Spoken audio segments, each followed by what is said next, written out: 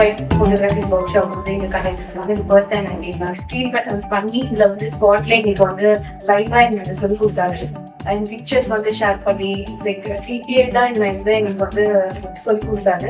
So எனக்கு வந்து இங்கே ரொம்ப கிளியராக இருந்துச்சு அண்ட் ரொம்ப ஹாப்பி. என்னோட பேர் தினேஷ்.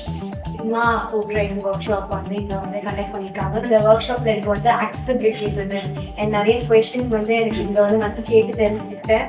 எனக்கு வந்து நல்லா இருந்துச்சு இந்த work shop. Thank you. Thanks for inviting me.